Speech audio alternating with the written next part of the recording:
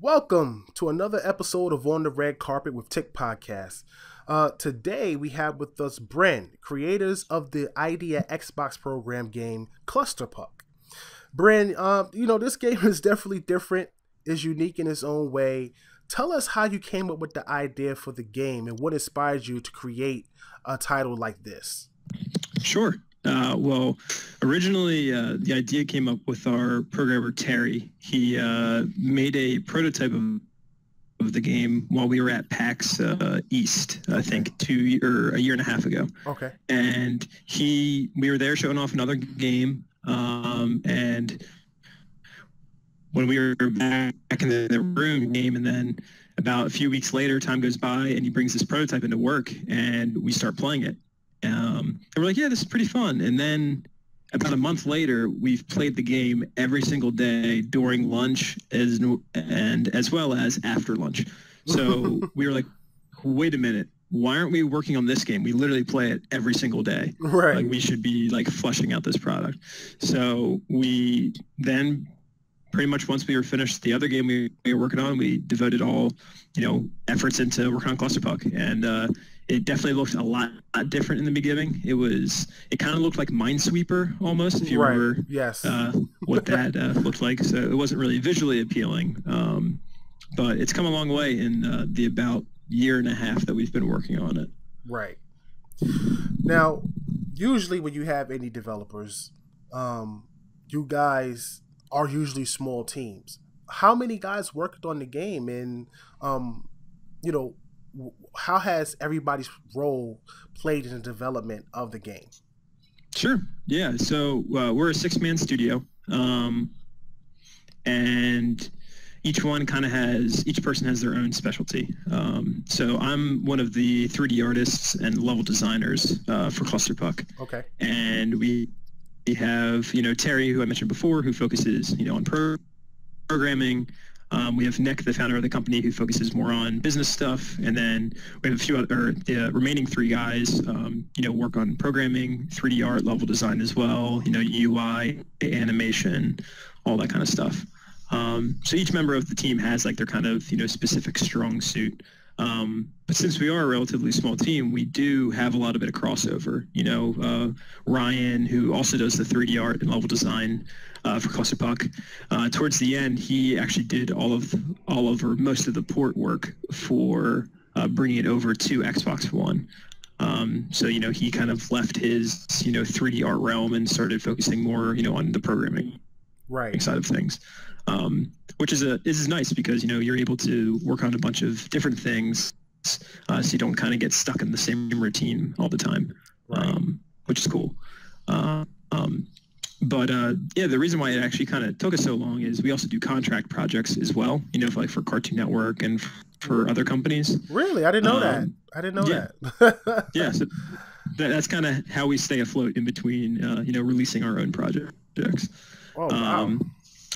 Yeah, so that's why Clusterpuck took so long. If we were working on it full time, we might have had it out, a lot sooner than the year and a half it's taken us. But we're glad that it's out, and we can't wait for people to pick it up and start playing it and really enjoying it like we have. The crazy thing about the game is that the interesting dynamic about it is that it's so close to almost being like a soccer type title, or shall I say like an air hockey type title, and that's really cool in the aspect of it. When you guys decided to design the game, did you guys think about the multiplayer aspect? I know that you guys have 8 players playing the game via Xbox One, but when it came to the multiplayer, what was the goal in putting in it? Do you guys plan to go into like the esport realm? Because the game could get really intense and be really competitive at certain times. Oh, it definitely can, especially in the office too. When we play it, it gets very competitive very quickly. Yeah. But no, we just wanted a game that that we all used to like to play when we were growing up. So all of us in the office are big fans of titles like Smash 64, Mario Kart 64, NHL 99, Mario Tennis, all those games where like Mario Party, like would come over with your friends and sit down and like play games together. And a lot of times with those games, you'd get really intense with them, throw elbows, all that kind of stuff. So we wanted to create a game that brought that same kind of spark back into playing video games. Because a lot of games now, they don't have as much, multiplayer aspects, or not local multiplayer aspects anymore. Most games are focusing, strictly online. So you can't even enjoy those games in, the company of your friends anymore, or at least playing together. So we wanted to create a title that kind of remedied that kind of thing. And it definitely can get very competitive and almost like an esport. I think in the office, we had, I think, me and two other guys had a running streak for about 2 weeks of not losing a game to the other office team. Wow. And there were some words exchanged. I'll just put it that way. But no, it was all in good fun. And it was but when finally we were beat, I've never seen those other three guys so excited. It was really cool. So now, I one of the great things about the game, obviously, is that you guys have given gamers the ability to create their own custom levels. Correct. Yes. Now, have you guys thought about, or will you be implementing the ability to have these custom levels available to the general public for other gamers to play? Because with the ability to bounce this puck off the walls, different angles, take trick shots and things like that, I think it'll be really cool, creative wise, where people can really start building, just work on level design and get those out there to the public to have these really cool, like mini golf type arenas. Yeah, definitely. That's something that we are looking into and working on. That was something that we wanted to do originally with the release of the game, but it's something that we're looking into now and like trying to work on it and see if we can get it out there as a patch in the future. Right. Because we agree with you. We think that'd be awesome for getting out there and like having people access those things. Right. There's just a few, I guess, technical requirements and as well as legal stuff that I think you have to watch out when you start doing content creation with sharing with people. Right. That we need to look into, because people can create inappropriate types of things that we obviously don't want certain people to see if for some reason that were to happen, and we need to just make sure that we're protected and like all that kind of stuff. So, right. But yeah, that's something that we definitely want in the game. Now, in most games where you have this type of title, sports, it's all about the intensity of what's happening in the game. Do you guys have, actually, let me say this. When it comes to the sound, when it comes to music, how did you guys come up with the atmosphere for the game to make it more intense while playing the game and things like that? So going back to kind of like what I said before, we wanted to create a game that brought back that old school type of atmosphere when you like sat down and played with your friends. Right. So what we decided was we wanted to have the game be kind of like arcadey and kind of have like an arcade-esque kind of feel to it. Right. So we went more with the 80s, I guess, kind of theme to the game. Right. In terms of like color scheme, marketing art, and as well as sounds and sound effects. Right.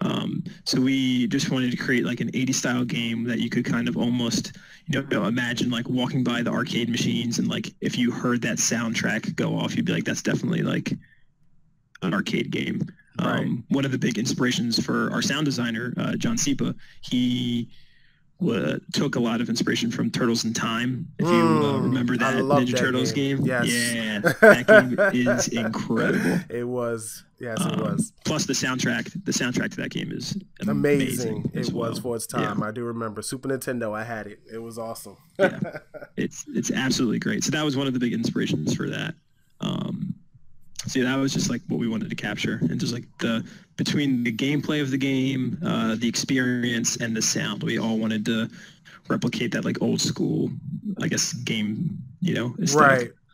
Right, to give everybody that retro feel. And I agree, man. Yeah. You know, there's a lot of us out there that grew up in the time of the arcades when they used to be big, and you would go to the laundromat or the actual arcade itself in the local mall, and you would have all these different games like RoboCop and Turtles and The Simpsons and things like that. So it's very nostalgic in that regard when it comes to sound and the overall image of it. Yeah. It reminds me a lot when I look at the front cover. It reminds me a lot of like a Sega game, you know, from back in the day, and it's very familiar. And I do like the art design. Awesome. Now, with this game being on Steam and Xbox One, Yes. and Steam being on PC, you know, the big initiative for Microsoft is crossplay. Have you guys thought about figuring out a way to implement crossplay between Steam players and Xbox players? Well, the game is local multiplayer only. Okay. So we're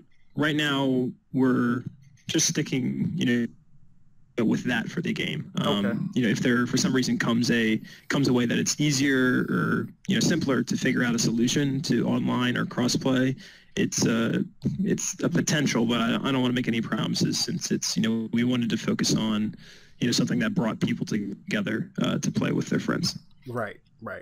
Yeah, I like that a lot. You don't get a lot of couch co-op anymore, or couch competitive with Xbox Live and online. Obviously, it's the future. And it's funny that you bring that up, because recently they just big gripe with a lot of fans about Halo no longer having co-op. Yes, that was local co-op. Yeah, it is, because that was like one of my biggest games, like, as a kid or a teenager or whenever it came out. Right. Like, me and my friends would come over and we would play until like 4 o'clock in the morning playing Halo or Halo 2, and like that was great. Like, that's like, when I think of Halo, like, that's the Halo experience I think of. You know, the campaign's great and the story of Halo is good. But like, what I really took out of Halo and Halo 2 was sitting down with my friends and like having that experience with one another. So it's a really big bummer to hear that Halo 5 no longer has, you know, that experience. Yeah. And it was funny because I was recently out in Seattle for the ID at Xbox pre-PAX event for PAX Prime. Right. And we on Microsoft's campus, they had, you know, this like event where they were showing off ID titles and all that stuff. And Clusterpuck was right next to the Halo 5 booth. So we had Clusterpuck, which was, you know, an 8-person, you know, local multiplayer game right next to, you know, the big Halo 5. Halo. Oh man. Yeah. And it actually worked out pretty well, because while people were waiting in line for Halo, they would watch our game and would actually come over. Yeah. Funny to see the difference between the players of Halo 5 and the people that were playing our game, because when the people stood in line for Halo, they I don't know, like 10 or 16 Xboxes all lined up with Halo 5 next to each other, so people could play remote, you know, connected like on a LAN. Right. And everyone was just hooked in, headphones on, staring at the screen, and then it was just silence at the Halo 5 booth. And then at the Clusterpuck booth, it was 8 people playing together with a crowd of maybe another 10 people watching the 8 people play, and people were just yelling and screaming and cheering and like all that kind of stuff. So it was a really cool contrast, especially, you know, being a big Halo fan, standing next to each other to kind of like get that reaction.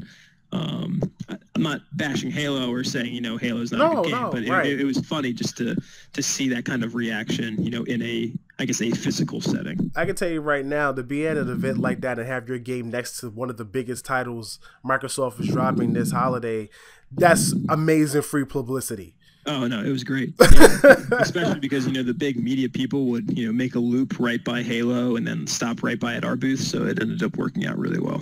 That's awesome. Yeah, it was great. It was a good time. Yeah. Now, you know, we happened to go to E3 and we hung out at the Idea Xbox program party and met a lot of indie developers and, you know, had a lot of fun talking with a lot of them. How has your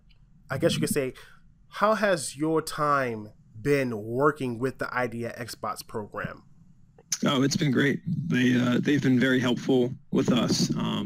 You know, if we ever have a problem, you know, they send an email almost out immediately type of a thing. They're very helpful with any events that they, well, first of all, they bring us out to events. They don't pay for us to go to an event, but they give us show space, at these big events. Nice. They let us go to at GDC. We were at GDC this year with ID at Xbox. We were at the pre-PAX event for ID at Xbox. And they also, gave us some passes to go to actual PAX Prime. Nice. So it was very, like, they treat you very well as if, if you have any issues with your hardware or anything like that, they'll make sure you get a new dev kit. Luckily, we've never had that issue, but awesome. I've talked to other indie developers that have had issues with their kits and are able to get them replaced, very quickly. Right. That's good to hear because, a lot of times, obviously, and I hate to say it, but you have a competitiveness with gamers between the 2 or 3 major console manufacturers. Of course. Yeah. And one of the big gripes was that Microsoft ID at Xbox program might have been too strict for some of the indie developers out there. So it's always good to hear some of the stories that some of the indie developers out there have with the ID at Xbox program and how their experiences have been with the program, and it's good to know that they are on the right track. Definitely. Getting us more content and more games out there. Yeah, definitely. And the one thing that I would recommend to other indie developers like trying to get into the ID at Xbox program is when you apply to the program, make sure your game is more complete, or at least you have a very solid prototype of your game. Mm-hmm. Because if you think about it, the form to become a member of the ID at Xbox, indie developer community is out. Like anyone can sign up for it.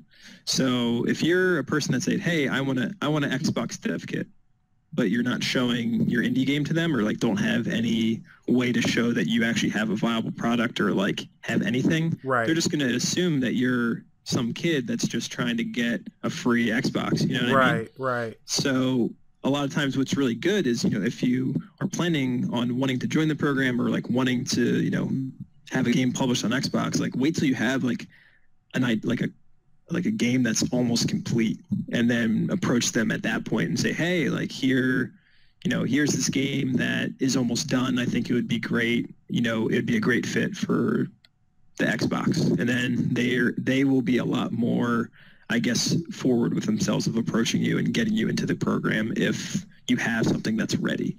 Because when we approached them, Clusterpuck was either out on Steam already or was almost out on Steam. So it was like pretty far along, in its life. So like, since we showed them that, they're like, all right, here's a game that's like almost done and almost ready. And, we can have it on our system a lot faster because, they want to make money. So they don't want to give people all these free Xboxes and, 3 years later, they don't have a game. Right. You know what I mean? Right. So that's kind of a little tidbit that I would give out to other people who are trying to join the program. That's great advice, honestly, for all any guys out there that's listening to the show or any of the gamers out there that may be interested in becoming an independent developer.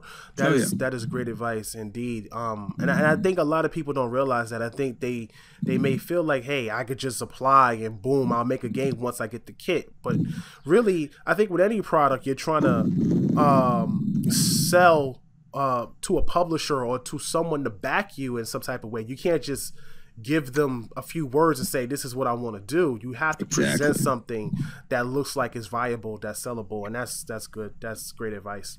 Exactly. And plus, if you think about it on the flip side too, Xbox can't release every single game out there because if you look at places like Steam or even, I know it's not the same, but like the Android phone market, like there are so many games out there that it's kind of hard to figure out what games are good and what games aren't, you know what I mean? Yeah. There's just like, especially with Android, like there's so many crap clones out there and all that kind of stuff that it's just like it's so hard to like go through it all. So with the ID at Xbox program, they kind of try to do some of the sorting, for you. Not saying that every game that comes out on the ID at Xbox program is great, but they do a very good job at, filtering out the games, making sure that, this isn't just like a straight rip off of something, you know what I mean? Right. So they do a good job at that. That's awesome. That's awesome to hear.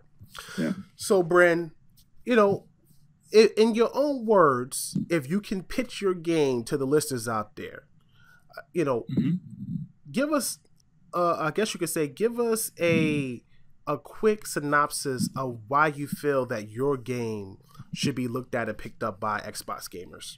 Sure. So our game Clusterpuck99, it's kind of a mixture between soccer, hockey, and pinball. And it really brings back kind of the old school gaming aesthetic where you play with your buddies against one another in that kind of competitive nature and really try to get that feeling of, like, I guess, nostalgia that comes with, a lot of older games. Right. And I feel that Clusterpuck really does capture that. And you just have that nice, fun local experience with your friends that you really don't get with games, or at least a lot of the newer games anymore. So I think if you're a player that enjoys that, kind of time, with your friends or, a party game, I think you would really enjoy Clusterpuck. And even if you're not, if you are, a single player gamer, we have, stuff for you as well. We have AIs that you can play with. We have a single player campaign that you can unlock shaders. There's break the targets. There's obstacle courses, as well as the level creator. So you can fully create your own levels to play with people and all that kind of stuff. So it definitely, it caters. Obviously, the meat of the game is more of a multiplayer experience, but there is aspects of the game that do target single-player gamers as well. Awesome. It sounds great. And before we head out, my final question. Sure. What do you see Clusterpuck in the future as far as support, DLC, Clusterpuck99 Part 2? If this game is successful, which I really believe it will be, and hopefully it is, where do you guys see yourself with this in the future? So we definitely want to support it. We want to, like I said, we want to see if we can get the level sharing working as a potential feature. That would just be an update. That wouldn't be DLC or anything like that. Right. But obviously, general bug fixes. If there's anything generally wrong with the game, we'll always fix that kind of stuff. But I think we just kind of want to gauge what the public thinks of it. We would love to do a Clusterpuck 2, but I think we might wait a little bit before we were to do that. Right. Just mostly because we've been working on it for the past year and a half. And we have some other ideas, and a lot of times I think it's better to wait a little bit of time before re-releasing a game. Right. But I think one of the other things that we might look into is, maybe, I guess, other online features with the game. If we were to make a second one, I'm not sure, if that's not a definite or not, but it would definitely be something that we would probably try to get in there and explore a little deeper, even with potentially cross-platform play or stuff like that as well. Nice. But for DLC, we're not 100% sure if we are releasing this one thing or not. But we started creating motion maps. So basically, in Clusterpuck, most of the obstacles and stuff are static in the level. Right. So we have this one level that we actually did create, which is called crop circles. That's currently not in the game. And what crop circles is imagine an alien kind of type setting with a kind of swirling object of bumpers in the center of the map. And right in the middle of the bumpers is the ball, and that's where you have to pick it up. So yeah, it really makes it a lot more difficult very, very quickly. But yeah, it's a fun map. That's awesome. That sounds great, and I look forward to seeing more of the game. And I really hope that you guys out there that's listening, man, check out the game Clusterpuck99. Very intense, very exciting, especially for those of you who have your friends come over. The couch co-op aspect, the nostalgia factor of it is back in this game, and it really, really reminds you of a lot of the old school things that some of us grew up with. Bren, I want to thank you, man, for coming on the show, giving us the opportunity to chat with you about your new game, and I hope to have you back on in the future for any of your new projects or anything new happening with Clusterpuck. Yeah, that sounds great, and I really appreciate you taking the time to talk to us. I appreciate it, Len. Not a problem. Thank you once again. Awesome. Thank you.